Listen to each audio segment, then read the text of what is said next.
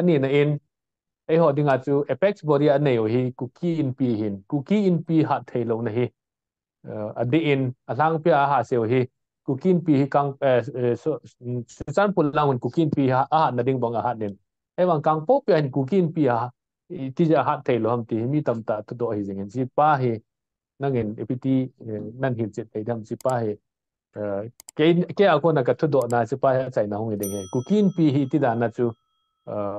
kang po pi langai hat thei lom ti thudo he ah ke he danin nang thudo chu churachan pur lang zo hi aku ki ho zo hi hat thei lo ham ti a hi kalain azi chu kang po pi lang hi alang khaden churachan pur lang huinun ki tho tho yeng hi galetol masangayang churachan pur in apat lowa hele kang po pi lang mi pi hi i pi ha inop je muti da ka churachan pur lang zo hi ki zui ji hin ai le gal masang yong igel do je mo ngain gal masanga mai leon atala government policy chom chom tam ta ho i thu lel ho attack ki bol che le tribal status tribal rights attack ki bol hin ahin ku ki ho chunga hong ki bol ji teng le ke ta in jong CSO ko makan sein hi chi ku ki hina I fight no wa le izol el diu hin tribal hina I fight ngai hi ji chun nam sunga student body ke association chu all tribal students nago to kiloi khom hi vin rally bolu jong la ip bolu jong la tribal issue I fight di hiti han ki sei hin ai le Churisan pulanga chu role model in ITLF gal masanga no umin ITLF chu ki to mona tam tam jong le aku ki an lang tribe dang dang yong la bon cha ke ven an to so thevin ahung ki to vin ala gal hu ma chu I movement wa focus chu issue hi tribal issue of fighting hi pa chu overnight na ki khel thilo khana chu Churisan pura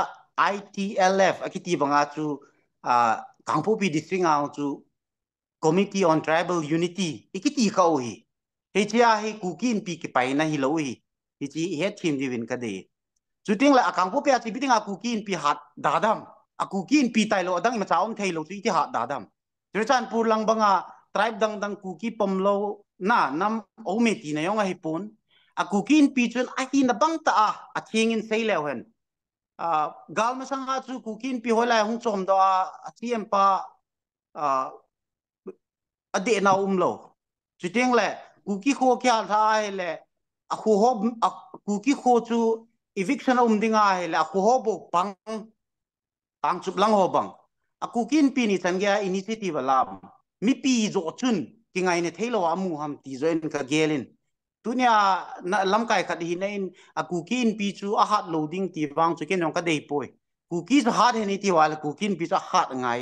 a hin amon ki gel do diu khat hi a pat sa a responsibility kala lo ji wa hi society a hi mindang khat ong leng do khat ume hi chi I chi le a phat dung ju ya hi thili chi to dham ti pa zo hi lunglen ta ki gel diu ka dein jang penin sei yang lang tu ayong nam chu keno UPF chu to ding chu ko tu na su to thelo ITLF na su to thelo kukin pi responsibility kukin pin tu nen thing noi zo si meeting dinga nam thing noi jong khanai pan lo la khota iti wala namin kukin pin chi responsibility la lo la ko ham nam sunga la dinga